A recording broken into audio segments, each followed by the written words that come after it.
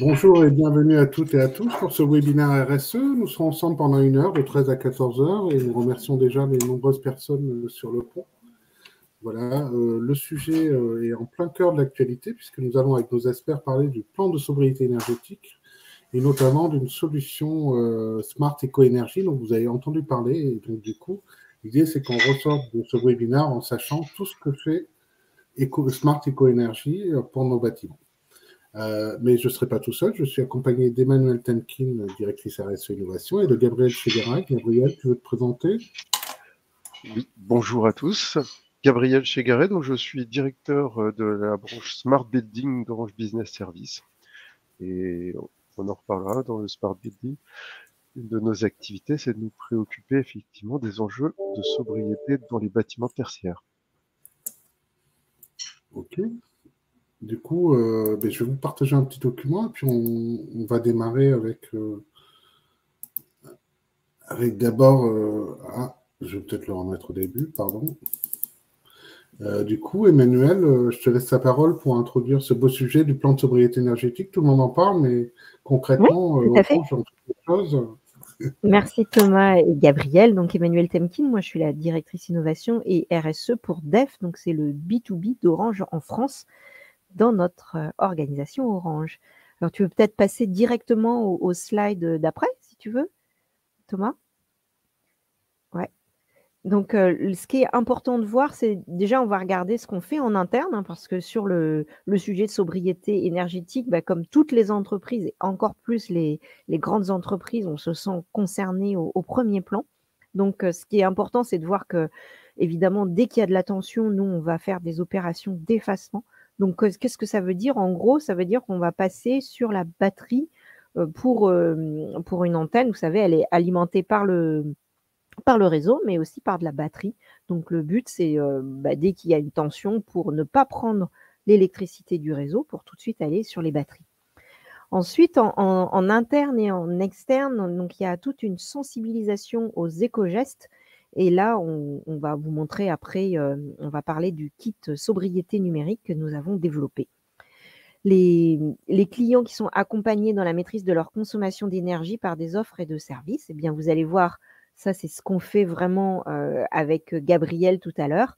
Et puis, effectivement, nous, de toute façon, même s'il n'y avait pas eu cette histoire de tension et le fait de devoir économiser absolument l'énergie, c'était important pour nous de sensibiliser et de réduire la consommation énergétique de nos clients pour l'utilisation de nos réseaux, puisque ça fait partie de notre scope 3. Et donc, vous savez que sur la RSE, on a pris des engagements donc d'être carbone neutre, net zéro carbone en 2040. Et ça, qu'est-ce que ça implique avec des passages en 2025? C'est moins 30% en 2025 par rapport à 2015 sur notre scope 1 et 2 et moins 14% sur notre scope 3 par rapport à 2018. Et donc, dans le scope 3, il y a toute la fabrication de ce qu'on vend, la fabrication de nos smartphones, de nos box, il y a la fabrication de nos infrastructures, de nos bâtiments, de notre réseau, mais il y a aussi l'utilisation chez nos clients de notre réseau. Donc, de toute façon, ça faisait partie de nos axes, de nos activités, même s'il n'y avait pas eu une forte injonction, voire une obligation pour chacun, pour chacune, pour chaque entreprise évidemment, de passer sur des sujets de sobriété énergétique. Donc, quand le fait de pouvoir passer sur batterie, ça permettrait d'économiser jusqu'à 20 mégawatts. Donc, c'est quand même beaucoup. Hein, pour vous donner un ordre de grandeur, c'est la consommation instantanée, enfin la puissance pour une ville moyenne de 40 000 habitants. Donc ça, ce sera complètement invisible, évidemment, pour les utilisateurs. Ensuite, alors vous me voyez habillée, donc il fait 19 degrés, on s'habitue très bien hein, dans les locaux d'Orange. Et puis l'idée, quand on a très peu de personnes, de regrouper les personnes à un même endroit pour réduire tout ce qui peut être consommation d'électricité et de chauffage. Vous avez peut-être vu aussi que les vitrines, 30 minutes après la fermeture, eh bien depuis le 1er septembre, les vitrines de nos boutiques Orange sont éteintes. Donc voilà, on prend vraiment des actions à tous les niveaux. On est signataire bien sûr de la charte EcoWatt. Et puis, côté recherche aussi, sans dévoiler plein de secrets, mais vous savez que notre dernière Livebox, parce que la plupart de la consommation du réseau par nos clients, ça va être avec les Livebox. Donc la dernière Livebox permet d'être en veille. Il y a 2 sortes de veille, une veille normale et une veille profonde, donc elle permet ça. Et donc là, on essaye de voir si à distance, on pourrait peut-être mettre du logiciel sur des box qui sont pas de la dernière génération pour pouvoir avoir comme ça de la veille aussi, et donc diminuer vraiment l'empreinte énergétique de nos équipements chez les clients. Et donc, je vais vous citer notre PDG Christelle Edman, qui dit que dans un contexte géopolitique et économique incertain, nous partageons la préoccupation du gouvernement français et avons élaboré un plan concret pour soutenir la démarche nationale de sobriété énergétique. En proposant d'effacer plusieurs milliers de sites techniques durant 1 heure, on pourra réduire jusqu'à 10% de nos besoins de puissance instantanée sans dégrader du tout le service aux utilisateurs. Voilà. Et la suite de la phrase, qui est quand même importante, toutefois, je tiens à rappeler que les réseaux sont essentiels pour le bon fonctionnement de la société. Nous devons nous mobiliser collectivement pour ne pas avoir à faire face à des opérations de délestage cet hiver. Donc, c'est vrai que Christelle Edman était passée en audition publique pour le Sénat. Vous pouvez la consulter. Elle est en replay ou ouverte à tous. Et avait bien insisté sur le fait que non, sans électricité, les réseaux ne peuvent pas fonctionner. Donc ça, c'était quand même un point très important à garder en mémoire. Si tu veux passer au slide d'après, Thomas. Alors, sur le kit de la sobriété énergétique, on a fait un kit avec une start-up qui s'appelle Mon Atelier Éco-Frugal, avec laquelle on avait déjà travaillé pour faire un kit sur la sobriété numérique et sur le numérique responsable. Donc, c'est des kits qui sont développés en licence Creative Commons. Ça veut dire que vous pouvez le trouver, vous en emparer comme vous voulez pour vous-même déployer des ateliers de sobriété énergétique. Donc, avec vos voisins ou avec vos collègues, avec vos amis, vous prenez ce kit-là, de la même façon qu'il existe un kit sur les 0 déchets, et puis vous pouvez directement le déployer, l'utiliser pour que chacun puisse partager ses bonnes pratiques en termes de sobriété énergétique, et puis aussi pour redonner des chiffres et puis des gestes qui peuvent vraiment avoir de l'importance, certains qui ont plus d'importance que d'autres. Hein.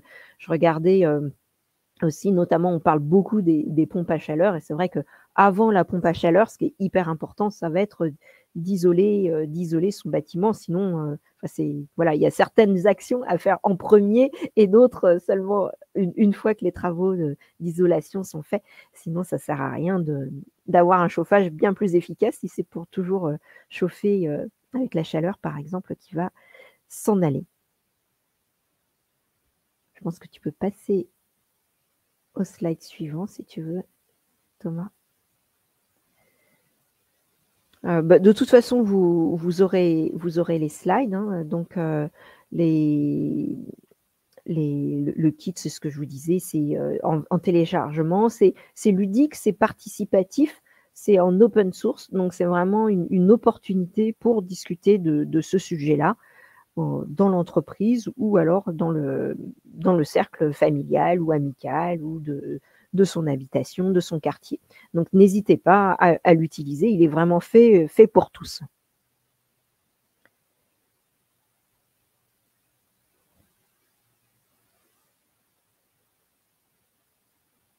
Donc, sur la partie, maintenant, si on va sur la partie plus économie d'énergie, donc là, on est super fiers d'avoir eu le prix du bouclier Cube. Donc ça, Cube, c'est un concours où plusieurs entreprises peuvent participer. Donc on a eu le prix qui nous a été donné des mains du ministre Christophe Béchu. Donc c'est organisé par l'Institut français pour la performance du bâtiment. Et donc, ça permet de récompenser des acteurs publics ou des acteurs privés qui ont fait vraiment des réductions dans leur consommation énergétique dans les bâtiments sur lesquels on s'inscrit. Et donc, nous, on a gagné pour des bâtiments en France, mais aussi en Guadeloupe, à l'île Maurice ou même au Maroc. Donc, ça permet aussi à tous les salariés de voir que leurs efforts du quotidien donnent leurs fruits. Donc, l'économie qu'on a faite, c'est quand même pas rien, puisque c'est 8,1 gigawattheures. Et puis, en termes de CO2, c'est 995 tonnes de CO2 évitées. Donc, pour l'ensemble du parc qui a été engagé, ça fait une économie de 1,5 million d'euros. Donc, ça, voilà. Et pourtant, au départ, on se dit ça va être des petits gestes, ça va être des choses complètement, peut-être même qui tombent sous le sens, hein, le fait d'éteindre quand il n'y a personne. Mais bon, ça a permis quand même des chiffres assez grands. Sinon, ce que vous voyez au centre aussi, c'est la première ferme solaire qu'on a déployée, première ferme solaire en Europe avec Réservoir Sun. Et là, c'est l'idée de faire de l'autoconsommation, donc une centrale photovoltaïque pour alimenter les entreprises et les collectivités qui sont autour. Donc, c'est de la production d'électricité locale décarbonée et ça pourrait alimenter 1700 foyers et donc pareil une économie en CO2, alors pas énorme non plus puisqu'on a aussi une électricité du réseau qui est fortement décarbonée, mais c'est vrai qu'en termes de vision dans le futur, de coupures possibles ou de délestage, eh bien, ça permet d'avoir une alimentation locale.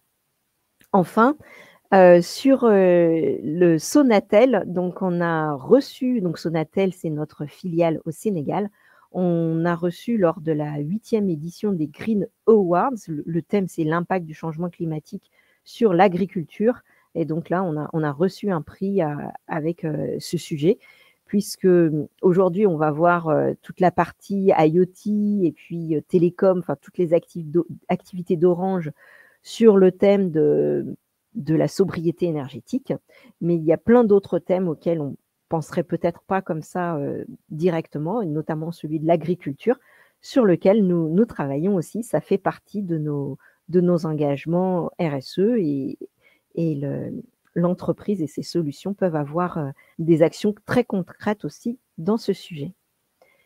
Peut-être qu'on peut passer au slide d'après si tu veux.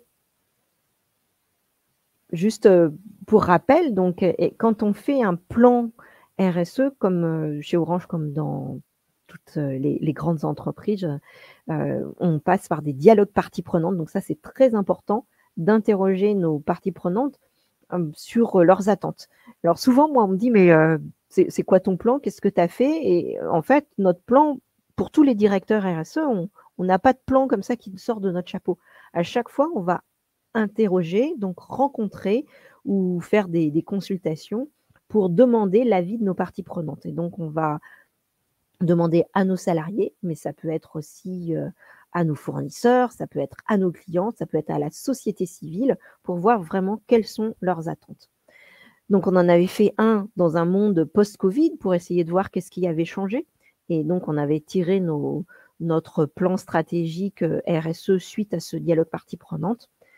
Là, on est en train de lancer une nouvelle consultation. Et si vous ne l'avez pas encore, ou si vous n'avez pas encore voté ou déposé des idées, n'hésitez pas. C'est encore ouvert. C'est sur make.org, qui est une plateforme sur laquelle il y a plusieurs consultations, mais vous pouvez trouver celle d'Orange sur un numérique responsable. Et donc, n'hésitez pas à voter parce que nous, on s'est vraiment engagé à prendre les idées, les sollicitations qui ressortiront de cette consultation pour pouvoir les mettre en œuvre. Donc ça, c'est vraiment important pour nous. L'avenir ne se construit pas seulement avec des plans qu'on pourrait avoir en interne, mais bien sûr avec les idées qui pourraient naître de la société civile. Donc ça, c'est sur Internet. Où que vous soyez dans le monde, n'hésitez pas à nous donner des idées et puis à voter sur les idées qui sont déjà déposées sur la plateforme. Alors, il y a un succès fou, hein, je crois qu'on était hier à plus de 500 000 votes. Donc, mais c'est vraiment important pour nous justement de faire des actions qui ont du sens pour toute la société. Je crois que je vais laisser la parole à Gabriel, sauf s'il y a des Ouais. questions. Merci Emmanuel. Effectivement, je confirme, on est à plus de 500 000, c'est énorme. Hein. On a deux petites questions, si tu permets. Bon, je pense que Gabriel en aura beaucoup plus sur sa solution Smart Eco Energy, mais là, c'est l'apéritif. Hein, les gens se connectent avant le week-end. Alors, on a une première question de Yannick Jean. Alors, tu en as pas parlé, Emmanuel, mais là, le sujet, c'est vraiment réduire son empreinte énergétique et avec le kit sobriété énergétique. Mais il y a aussi la question qui te tient à cœur de la reprise d'équipements mobiles et de consommer mieux. Donc, on a une première question de Yannick Jean. Est-ce qu'il vaut mieux passer sur la dernière box, box 6, qui a été reconnue à Las Vegas, tu sais, pour son côté responsable, ou continuer Oui, c'est ça, d'utiliser avec la les plus ou moins vieille box? En fait, Alors, est-ce c'est qu'il faut se des... rééquiper pour consommer moins? Ouais, en fait, c'est des vraies bonnes questions. On se pose la question, et alors ça varie en fait de beaucoup de facteurs. Un des facteurs qui va faire que ça varie, ça va être justement la carbonation, enfin le mix plus ou moins carboné qu'on utilise. Donc si tu es dans un pays autre que France, c'est sûr qu'il faut mieux passer à la nouvelle box. Si tu es en France, où le mix est quand même peu carboné, même si quand on est... donc c'est à partir de 10h le matin ou le soir vers entre 20h et 22h, hein, c'est les pics de consommation que vous pouvez regarder sur Ecomix. Donc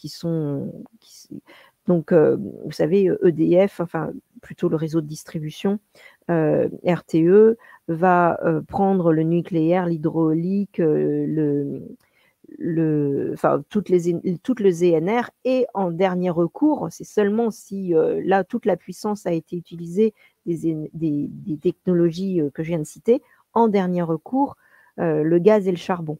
Donc en fait, ça va justement dépendre de la demande, et puis d'utiliser du gaz. Mais c'est vrai que le mix de 2022, il est moins bon en fait, hein, si on compare par rapport aux années précédentes, parce qu'il y a eu plus souvent des appels aux centrales à gaz. Donc voilà. Mais en moyenne, ce qu'on va essayer, c'est de garder le matériel, mais justement de pouvoir changer les logiciels. En tout cas, c'est ce qu'on essaye de regarder, nous, sur le marché B2B. C'est comment est-ce qu'on pourrait peut-être faire juste un changement de logiciel, à distance évidemment, hein, mais des anciennes box pour qu'elles permettent la veille. Mais pour l'instant, les calculs montrent qu'il faut mieux garder son ancien matériel. Ouais, et puis les nouvelles box, elles se mettent en veille automatiquement. Enfin, il n'y a pas besoin de les éteindre. C'est ça. Ensuite, quand vous êtes un particulier, vous pouvez l'éteindre facilement, hein. Ce qui est difficile, c'est au niveau des entreprises. Il n'y a même pas besoin de se mettre en veille pour un particulier. On peut aussi l'éteindre complètement. Pour une entreprise, la difficulté va être s'il y a des systèmes de secours ou enfin, tout dépend à quoi sert le réseau télécom dans l'entreprise. On a également une remarque de Jacques Duduy, Emmanuel, sur laquelle tu peux réagir. Lors d'une construction, une très bonne isolation peut vous éviter de mettre de la géothermie. Ah oui, bien, c'est sûr que la partie, dès la construction, en fait, il faut prévoir la bonne isolation. Ensuite, la géothermie, c'est quand même une des meilleures solutions. Alors, moi-même, je suis pas énergéticienne, donc d'après ce que j'en ai compris, hein, voilà. Mais quand on fait des pompes à chaleur utilisant la géothermie, j'avais l'impression que c'était des rendements qui étaient parmi les meilleurs quand même. Mais on a une aide de l'État, je crois, en ce moment, pour mieux isoler ces maisons. C'est ça, exactement. C'est vraiment. Appel de spécialistes, on va faire appel à Gabriel qui va nous expliquer tout ce qu'il faut sur. Absolument, on est en train de faire la transition. Et avec la suite. Je n'ai pas énergéticien non plus. Non, voilà. Mais par contre, ce à quoi je vais vous amener à réfléchir, c'est effectivement que penser géothermie ou isolation, comme l'évoquait l'intervenant dans le chat, on est quand même sur du lourd, des interventions complexes. et on ne peut pas déménager tous les 4 matins pour bénéficier des dernières technologies dans son bâtiment, comme on change de logiciel dans une Livebox. Et donc c'est un peu le sujet par lequel nous on voit les choses, c'est qu'en tant qu'acteur du digital, eh bien, on peut faire valoir tout ce que le digital peut apporter à la sobriété énergétique, et ce, avec des moyens qui sont, beaucoup plus beaucoup plus légers à mettre en œuvre et très rapides à mettre à niveau et à faire évoluer. Alors, sur ce sujet de sobriété énergétique, je vais d'abord vous présenter un peu, nous, ce qu'on fait dans le smart building sur le slide suivant. Voilà. Donc nous, on est un acteur, qui, intervient surtout l'aménagement de l'espace de travail, heu et les enjeux auxquels on répond sont ceux de l'évolution des modes de travail. Vous savez, aujourd'hui, avec, le passage en travail hybride, présentiel et distanciel, tous les enjeux de mobilité, le lieu de travail a beaucoup, beaucoup évolué. Donc ça, c'est un axe important de notre réflexion, avec, nécessité de beaucoup d'espaces, permettant la collaboration distancielle. Et puis, tout à droite également, améliorer la qualité de vie au travail, qui est aussi un lieu où, on véhicule une image de marque et où on cherche à attirer, les talents, les partenaires, et à montrer que, une certaine image, une certaine volonté de l'entreprise de se distinguer des autres. Et puis au centre de tout ça, eh bien, il y a un enjeu très fort qui, est à cheval entre l'objectif de performance environnementale, donc qui est un élément fort de la RSE, et l'objectif de performance économique. Et les 2, en l'occurrence, ne sont pas contraires quand on parle de sobriété énergétique, puisqu'on va essayer de réduire sa consommation pour réduire ses émissions de gaz à effet de serre, mais aussi pour réduire, l'impact sur le coût économique du lieu. Alors, donc ça, c'est le cœur de nos services, et on va zoomer aujourd'hui dans la présentation vraiment sur la partie, de gestion de la sobriété et de l'efficacité énergétique.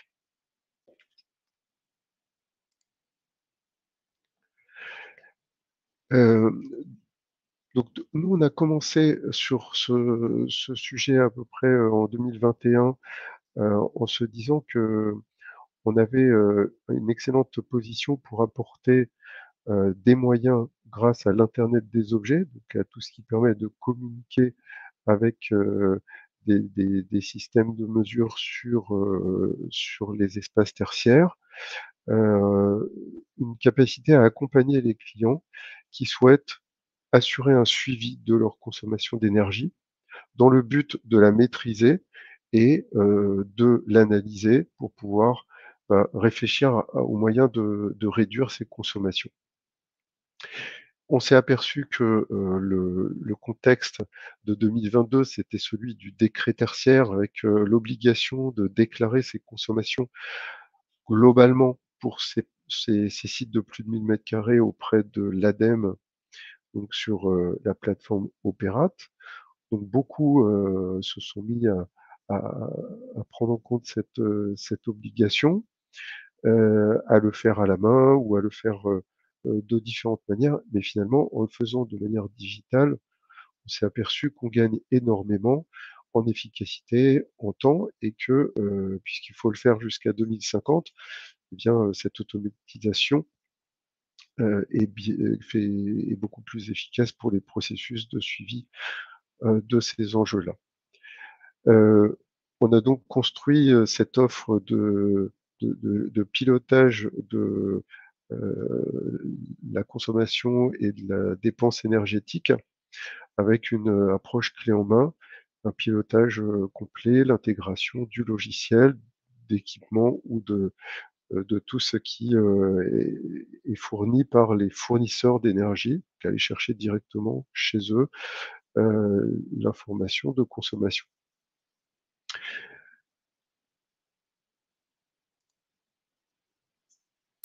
C'est l'offre. Oui, Gabriel, une petite question de Julie. N'hésitez pas à poser vos questions dans le chat. Julie Potel, qui est basée en Angleterre, à Slough, elle nous demande est-ce qu'on opère aussi ce genre d'action à l'étranger pour des clients hors France ou pas? Alors oui, même si aujourd'hui c'est vrai j'ai vraiment très orienté le sujet sur la France, mais c'est une plateforme qui tourne parfaitement sous toutes les latitudes.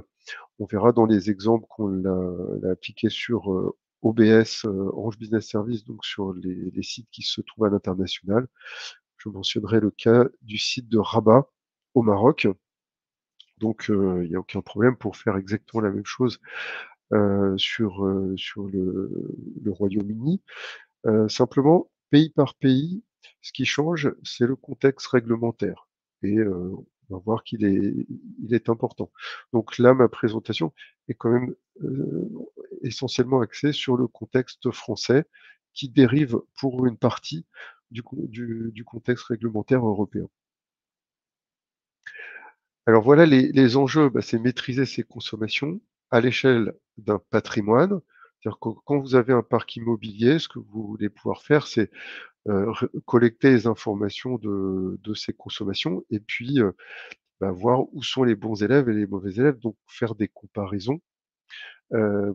Et puis pour un bâtiment donné, ensuite détecter les actions qu'on peut faire pour atteindre une cible qui est par exemple la réduction de 30%, de 40% de consommation d'énergie à horizon d'un certain nombre d'années. Le décret tertiaire fixe en 2030 pour faire moins 40% par rapport à une date antérieure.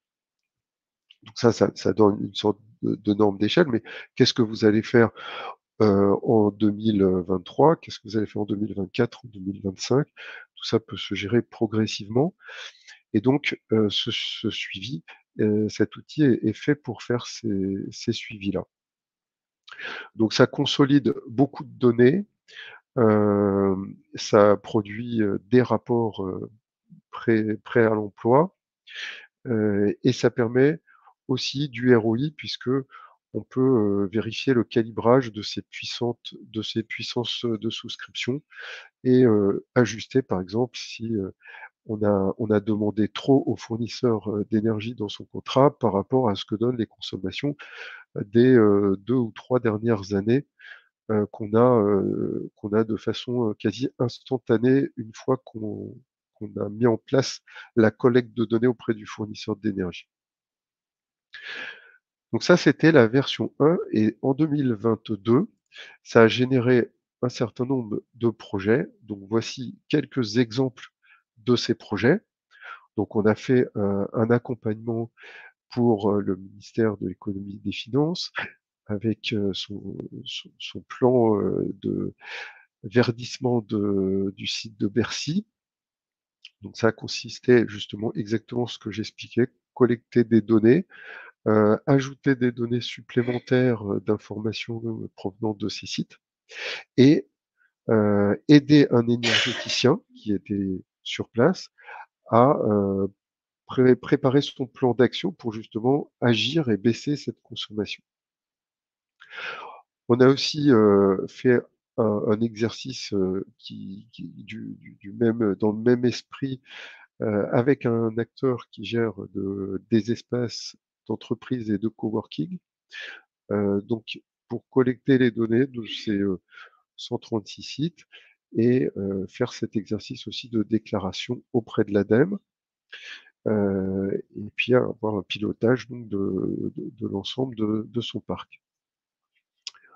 Et puis avec Orange, on a 2 exemples intéressants aussi. Donc celui de Technopolis à Rabat, qui est un site où là il y avait beaucoup plus d'informations qui étaient souhaitées par le client Orange, des informations sur l'énergie, mais aussi sur l'eau et sur l'occupation de l'espace.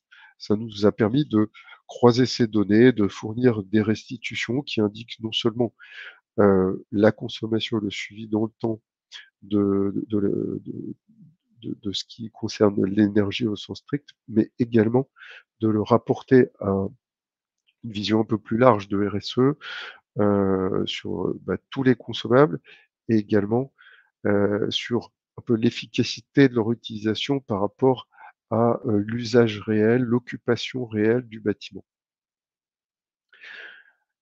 Ça vous donne une idée de la souplesse de l'outil dans son on a usage. pas mal de clients, ouais. On a Oui. pas mal de clients du même secteur public, comme les mairies ou les écoles ou du tourisme. Ils sont concernés directement par cette solution, en fait. Enfin, ils sont dans ta Ah oui, oui, cible. oui. Oui, oui, tout à fait, oui. Oui, oui. D'ailleurs, C'est tout ce qui comporte des bâtiments et la responsabilité des sites qui peuvent faire baisser leur consommation d'énergie ou de gaz ou de piloter. alors voilà, là c'est l'aspect monitoring. Je collecte, me prépare pour pouvoir agir. Et ça, c'est très très largement répandu aujourd'hui, et aussi bien dans le public que dans le privé. Et effectivement, le patrimoine bâti public est gigantesque. Ça représente 40% du patrimoine tertiaire. Donc, l'État est un des premiers à agir sur ces objectifs de maîtrise de consommation. Typiquement, les musées, on ne va pas les éclairer la nuit. Ah bah non, j'espère, sauf si on fait une nocturne. Voilà.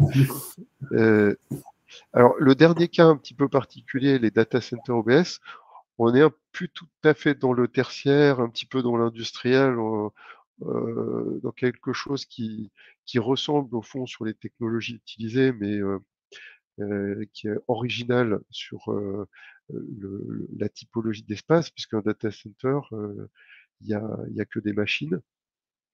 Là, on a eu un projet qui consistait à assister les énergéticiens pour optimiser le Power Usage Effectiveness, c'est-à-dire la manière dont l'énergie électrique est bien utilisée à faire tourner des CPU et si possible, le moins possible pour d'autres usages du type éclairage, climatisation, etc.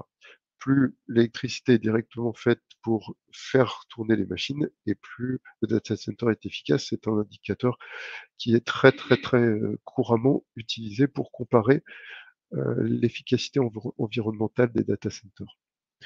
Voilà, et donc ça permet de gagner 5, 10%, 15% de consommation, rattrapé par la croissance du data center lui-même.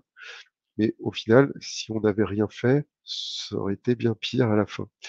Donc, sur ce type de site, c'est également des outils qui sont indispensables. Alors voilà le panorama de ce qu'on a fait en 2022. Vous connaissiez peut-être déjà cette offre Smart Eco Énergie. Là, je vous parle maintenant de ce sur quoi on s'est mis en marche fin 2022 et cette année 2023. Et pour ça, il faut comprendre un petit peu les éléments de ce marché. Donc on a différents acteurs qui interviennent, des bureaux d'études, des exploitants, des sociétés de conseil et d'audit en énergie et des sociétés de certification. D'après Xerfi, voilà, ce marché-là, il représente à peu près 6 milliards d'euros en 2023, qui a beaucoup augmenté par rapport aux années de démarrage, hein, qu'on date du Grenelle de l'environnement vers 2008-2010. Et c'est toujours actuellement en forte demande d'accompagnement, donc des besoins d'aider finalement et d'apporter des solutions pour contribuer à cette efficacité énergétique. Pourquoi? D'abord, il y a une problématique économique avec les prix de l'énergie qui ont complètement se sont mis à augmenter avec le contexte géopolitique, mais le contexte de l'énergie tout court, parce que de toute façon, ça aurait certainement fini par augmenter de façon importante. Et puis des incitations et donc ce qu'on appelle les certificats d'économie d'énergie. J'expliquerai un petit peu plus tard, mais qui représentent une source d'aide à financer des projets. Ensuite, on a une réglementation qui pousse énormément à, par des obligations, des contraintes, à faire agir sur son parc immobilier, son parc tertiaire. Et puis il y a la volonté aussi des entreprises aujourd'hui de participer dans leur action de RSE à un effort sur leur consommation et notamment sur le bâtiment. Bien sûr, le bâtiment, ce n'est pas le seul vecteur, il y a beaucoup d'autres choses à faire, mais ça représente à peu près, en France, le bâtiment, c'est 40% des consommations d'énergie et 20% sur le domaine tertiaire, donc c'est quand même quelque chose de très significatif. Et puis enfin, il y a l'évolution technologique et nous, justement, on est en plein dans cet axe-là chez Orange Business Services avec la transition que j'appelle énergitale, parce que c'est l'alliance des enjeux de l'énergie et du digital, et notamment tout le développement des solutions de type Internet des objets, capteurs connectés, les systèmes de gestion technique du bâtiment qui sont en fait des éléments composés de capteurs et donc qui ont vocation à être de plus en plus des systèmes connectés. Nous, Orange, c'est un peu notre atout, c'est cette expertise du digital qui nous permet d'être indépendants vis-à-vis de tout ce qui est strictement lié au système énergétique et aux acteurs fournisseurs de solutions sur l'énergie. Et puis aussi, c'est notre pérennité pour adresser ces enjeux sur le long terme. Les réglementations, ça va jusqu'à 2050, mais de toute façon, les efforts des entreprises nécessitent d'avoir un plan et une stratégie de long terme, parce qu'il est évident qu'on ne peut pas réduire massivement les consommations et transformer notre mode d'usage de l'énergie en quelques jours. Et puis enfin, les besoins urgents du marché qui fait que même s'il y a beaucoup d'acteurs qui participent à ces solutions, aujourd'hui, on a plutôt besoin que tout le monde s'y mette, plutôt que de se dire les autres vont le faire à ma place. Donc on prend notre part et on continue à agir.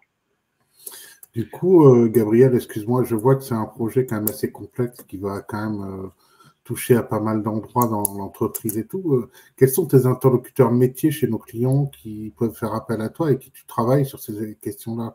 Est-ce qu'il y a une phase d'audit ou de pré-consultation concrètement? Il y a besoin d'audit. Justement, voilà, on se rend compte qu'il y a besoin de travailler avec des énergéticiens. Et donc, c'est tout ce qu'on est en train de mettre en place et qu'on a créé, c'est ce lien entre nous, OBS, et les énergéticiens. C'est un travail avec les responsables des sites. Donc, ça peut être responsable site, immobilier, services généraux. Ça peut être aussi l'interlocuteur RSE ou l'interlocuteur qui a la casquette responsabilité sur l'énergie en tant que telle, qui va être soit intéressé et partie prenante, soit responsable en fait de trouver des solutions pour son entreprise pour réduire sa consommation. Donc on travaille avec tous ces acteurs-là aujourd'hui, en plus des DSI qui sont quand même un petit peu partie prenante puisque c'est connecté, donc quelque part on a aussi besoin d'eux. Je prends l'exemple sur un site où on est en train d'étudier comment on connecte les capteurs de comptage électrique. Eh bien, il se trouve que le réseau LAN est à proximité. On va pouvoir créer un VLAN particulier et remonter les informations sur le LAN de cette entreprise en relation avec sa DSI. Voilà. Alors, sur le contexte réglementaire, j'en ai déjà beaucoup parlé de ce décret tertiaire. Je pense que c'est clair, c'est pour les bâtiments supérieurs à 1000 m². Il y a aussi une obligation d'audit énergétique, donc quitte à faire l'audit, autant que ça serve aussi à répondre à l'engagement réglementaire. Et puis enfin, il y a le décret BACS, dont j'ai pas beaucoup parlé, et qui est une obligation de s'équiper en moyens de contrôle et d'automatisation pour des bâtiments tertiaires dont la consommation dépasse 290 kWh. Donc 290 kW, qu'est-ce que c'est? C'est pas facile à se représenter ça, mais disons que on se trouve aussi sur des bâtiments de plus de 2000 m², ou 1000 m², tout dépend de si le bâtiment est très récent, peut-être qu'il aura pour une beaucoup plus grande surface une consommation de cet ordre-là. Et typiquement de 1000 m², voilà, c'est l'ordre de grandeur qu'on retiendra. Donc on est dans les mêmes eaux réglementaires en fait, euh, avec ce décret BACS. Et donc tout ça pour vous donner les clés de lecture du contexte. La dernière clé, c'est celle des certificats d'économie d'économie d'énergie, pardon.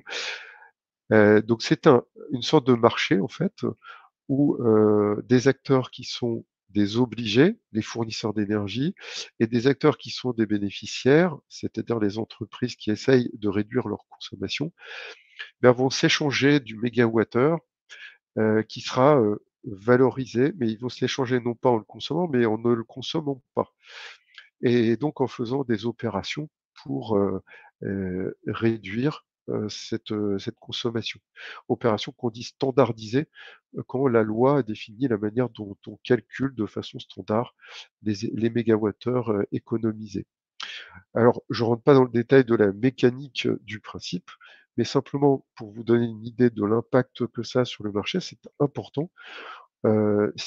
C'est un marché, donc le prix du mégawattheure peut varier à tout moment. Mais si on prend les références de 2021-2022 où ça tourne autour de 7 à 8 euros, le plan qui a été défini pour la France représenterait 6 milliards d'euros par an. Donc si ce taux de 7 euros se maintient.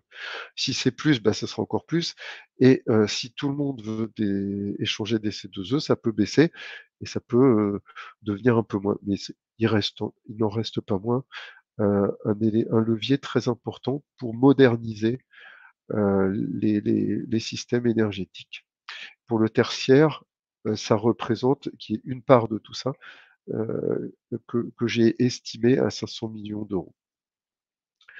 Voilà, et ça permet donc dans le tertiaire de moderniser, en particulier en apportant des équipements de régulation, c'est-à-dire des GTB, gestion technique du bâtiment. Alors, nous, ce qu'on faisait jusque-là en 2022, c'était la partie contrôle, contrôler le suivi de ces consommations, contrôler dans le détail éventuellement, contrôler en gros quand c'est juste les fournisseurs d'énergie sur lesquels on collecte leurs données de consommation. Dans le détail, quand on met en place un plan de sous-comptage énergétique pour mesurer par usage, c'est-à-dire l'éclairage, l'IT, le système de chauffage, etc. Et permettre à l'énergéticien d'agir, d'auditer de façon fine, de faire des recommandations précises. En faisant ces éléments donc de contrôle, on rentre dans une partie de la conformité réglementaire, notamment celle du décret tertiaire. Pour aller plus loin, qu'est-ce qu'il faut faire? Aller plus loin, ça veut dire s'engager vers la performance, c'est-à-dire vraiment dire on va réduire cette consommation. Pour ça, il faut, s'engager dans la sobriété avec une politique de sobriété. Pour ça, on peut l'aider en sollicitant les occupants par des éco-gestes. Et surtout, on peut aussi éviter des perditions, donc avoir une vigilance garantie par un énergéticien et garantie par le plan de suivi des objectifs par rapport à une trajectoire qu'on se fixe. Et donc c'est ça sur lequel nous sommes capables maintenant de nous engager chez OBS avec des partenaires énergéticiens. Et on a aussi beaucoup de partenaires dans l'IoT, Internet des objets, et dans les équipements de GTB, ce qui nous permet d'adresser également des enjeux de sous-comptage et des enjeux de modernisation de GTB. Enfin, il y a un levier donc de financement de ces sujets en tenant compte des certificats d'économie d'énergie, et c'est aussi la direction sur laquelle nous nous sommes engagés sur 2023. C'est-à-dire la capacité, si nos clients le souhaitent, parce qu'on peut faire des choses qui relèvent du monitoring pur comme on l'a fait en 2022, bien entendu, et c'est déjà première et très belle étape que de mettre en place des éléments de sous-comptage. Mais si le client souhaite se simplifier la gestion de son projet, de cet objectif de performance, il peut nous confier un projet plus large, nous saurons le mettre en œuvre, nous saurons le piloter, nous saurons l'exécuter. Comment est-ce qu'on fait ça? Alors, voici schématiquement comment on travaille. Donc nous, OBS, sommes en charge donc, du projet avec une phase de pré-analyse au départ, une sorte d'audit. On travaille en partenariat avec un énergéticien qui nous apporte du support. Ensuite, on met en place une phase d'acquisition des données et éventuellement d'instrumentation supplémentaire s'il faut mettre des capteurs et des éléments de sous-comptage. C'est la phase de mapping des données qui permet de bien se documenter sur l'état du site ou du patrimoine client, avec un support sur la partie diagnostic et GTB de l'énergéticien s'il y a besoin.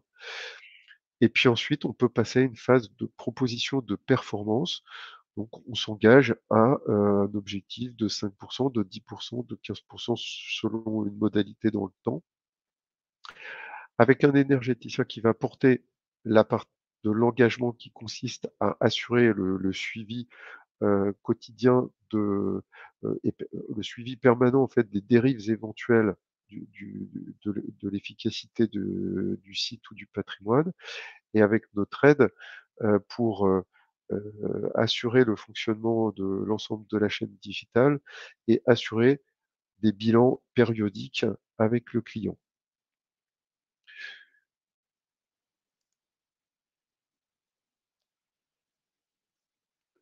Donc avec voilà, alors ça ce sont des sujets sur lesquels on souhaite développer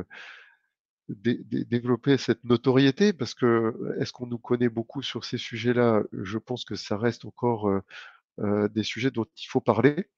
Donc parlons-en, et désormais on peut parler performance. On reste un acteur expert du voyage de la donnée. Je pense que c'est vraiment notre fondamental, tous ces systèmes du bâtiment étant ultra connectés maintenant. Il s'agit de maîtriser cette connectivité de bout en bout, la sécurité qui va avec, de maîtriser la garantie de service de la donnée. Et ceux qui l'ont expérimenté dans le bâtiment tertiaire savent que ce n'est pas toujours une mince affaire. Ce n'est pas aussi simple que dans l'IT d'une DSI qui est faite pour ça depuis très très longtemps. Dans le bâtiment, c'est encore assez nouveau, ça demande pas mal d'efforts pour réussir à faire fonctionner cette chaîne digitale. Voilà, on peut parler d'un objectif de 10 à 20 de réduction de consommation sans faire de travaux lourds. Donc c'est un ROI rapide par rapport à mettre de la géothermie ou faire de l'isolation qui était évoqué. Là, on est beaucoup plus sur quelque chose d'assez le digital, ça va plus vite à mettre en œuvre. Et puis, le pilotage des projets avec des partenaires, ça c'est la nouvelle corde à notre arc qu'on a construite, et qui nous permet d'avancer là-dessus. On a participé à ce bel événement qu'évoquait Emmanuel, hein, le site de Rabat que j'ai évoqué, fait partie des sites qui étaient présentés dans le concours Cube, et c'était d'ailleurs un de ceux qui a fait la plus grosse économie d'énergie. Globalement, Orange présentait un bilan de 19,5% d'économie sur les bâtiments. C'est un sous-ensemble de bâtiments du parc Orange qui était présenté au concours Cube, ce qui est une très belle performance, mais qui donne une idée, c'est une performance atteinte sans faire ces rénovations lourdes d'isolation ou autre. C'est vraiment avec un effort de politique de sobriété énergétique, avec un effort de meilleure gestion et donc de meilleur suivi, de meilleur contrôle. Alors Thomas, est-ce qu'on a des questions? En tout cas, un grand merci. Ouais, c'était assez attendu, ça a pas mal réagi. Donc, une première question, Gabriel, si tu permets. Est-ce que tu as une estimation avec ton expérience sur l'investissement en temps pour que la solution soit valable écologiquement parlant? Est-ce que tu as le ROI en fait d'une solution en termes d'économie d'énergie pour un projet avec l'investissement, quoi? Oui, en général, il faut. En général, on considère que vraiment 10% de performance à très court terme, au bout d'un an, 1 an et demi, c'est tout à fait atteignable. Donc, ça permet d'avoir un ROI sur ce type de solution qui, quand même, généralement entre 1 à 3 ans. Maintenant, si on prend en compte le mécanisme des C2E, parfois avec les C2E, il y a tellement les primes de rénovation de GTB étant doublées par décision de l'État français en ce moment, parfois on peut avoir vraiment un financement complet de cette rénovation des équipements. Après, il y a toute la partie du service qu'il faut mettre en place, mais on arrive, grâce aux aides et grâce aux bénéfices de performance qu'on obtient, un ROI généralement qui est compris entre 1 et 3 ans maximum. Et vu l'actualité du prix de l'énergie, je suppose, Gabriel, que le prix de l'électricité et du gaz va être au cœur des débats d'économie d'entreprise cette année, quoi. Enfin, si on regarde. Absolument, absolument. Alors c'est pour ça que on distingue bien l'économie en kilowattheure, qui lui est une référence stable, de l'impact du ROI en termes d'euros. Parce que c'est vrai que si l'énergie flambe en même temps qu'on fait des réductions, finalement à la fin, on n'a peut-être pas gagné grand-chose. Mais si on n'avait rien fait, ce serait infiniment pire. Donc il faut avoir un raisonnement aussi basé sur le kilowattheure. En fait, il y a trois indicateurs importants. Le kilowattheure, qui peut être du gaz, hein, on peut le traduire en kilo, on peut tout traduire, toute énergie en kilowattheure. Le CO2, ou l'équivalent, ce qu'on appelle l'équivalent carbone, l'équivalent CO2, c'est-à-dire la traduction sur l'impact d'émissions de gaz à effet de serre. Et puis enfin, les euros. Les euros, en ce moment, c'est vrai que c'est très compliqué de se projeter parce que ça bouge dans tous les sens. Et probablement que la projection n'est pas complètement optimiste sur la maîtrise des prix de l'énergie dans les années qui viennent. Merci, Gabriel. Il est 53, donc on va essayer de faire court dans les réponses pour tenir toutes les questions. Alors, deux petites questions de Joël Carnevez que je salue au passage.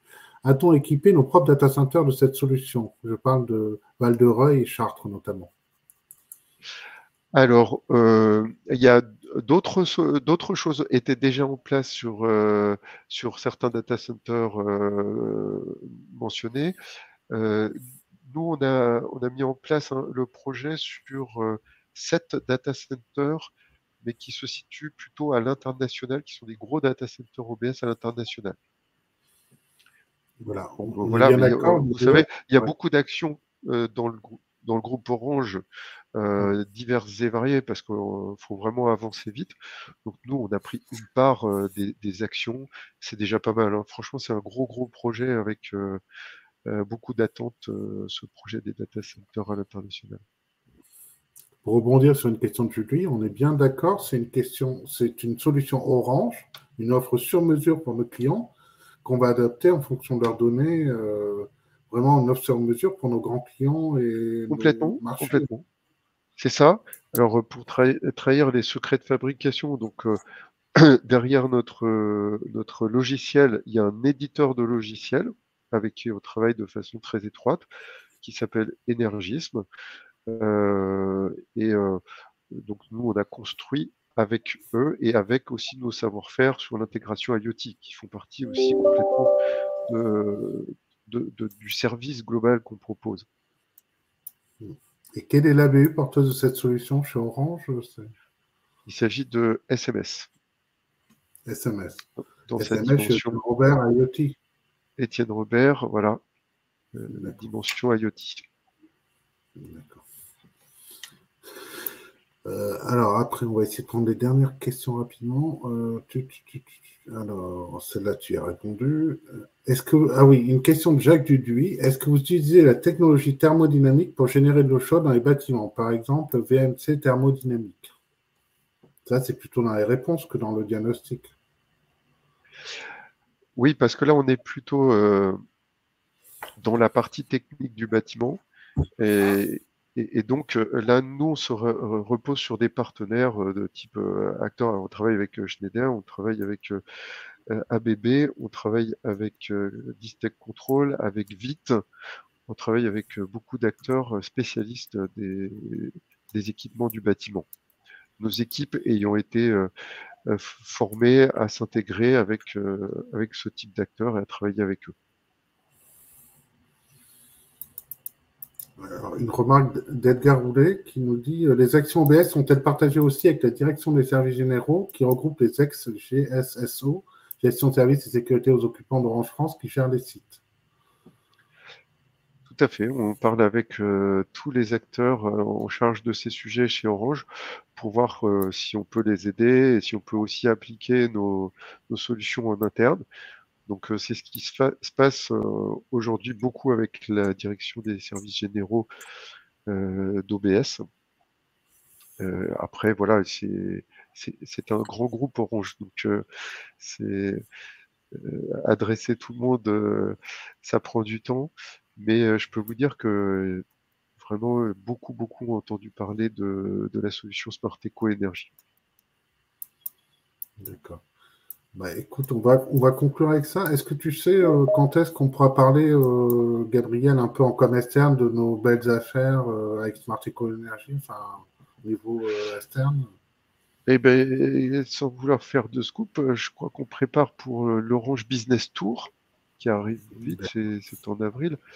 On prépare une conférence sur l'efficacité énergétique avec Christophe Choscourt, et donc avec des témoignages de clients sur la solution. D'accord. Pour tout le monde, les Orange Business Tour, ce sont des événements régionaux, propriétaires d'Orange, qui vont démarrer bientôt avec nos clients. Et le prochain est à Lyon, je crois, ou Bordeaux, je ne sais plus. Enfin, ça démarre et ça va durer 6 mois et on finit à Marseille. Enfin, voilà. C'est à Lyon, je crois, le premier.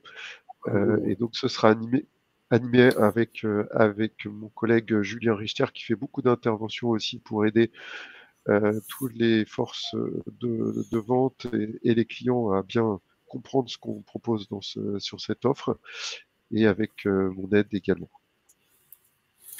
Voilà, il est 58, je vous propose, Emmanuel et Gabriel, de dire un petit message à nos clients et commerciaux sur le webinaire. Donc, voilà, le petit mot de la fin. Donc, beaucoup de Smart Eco Énergie, Gabriel? Beaucoup d'engagement de cœur, j'espère, parce qu'on a la fierté quand on fait ces offres-là, c'est une vraie fierté de pouvoir aider à décarboner par nos savoir-faire, nos équipes. Ça fait plaisir de porter ces sujets, de porter ces offres. Voilà. Et si on veut aller plus loin, on te contacte directement, Gabriel, ou il y a oui, bien sûr, oui.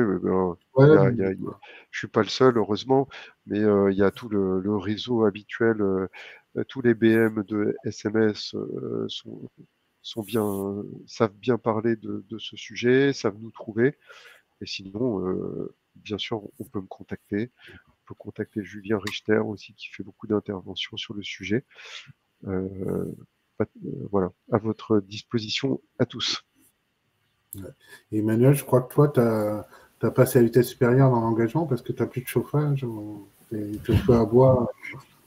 Oui, effectivement. Enfin, moi, ce que j'adore dans ce sujet-là, comme tous les sujets sobriété, c'est que, en fait, au départ, on pense que c'est pas possible.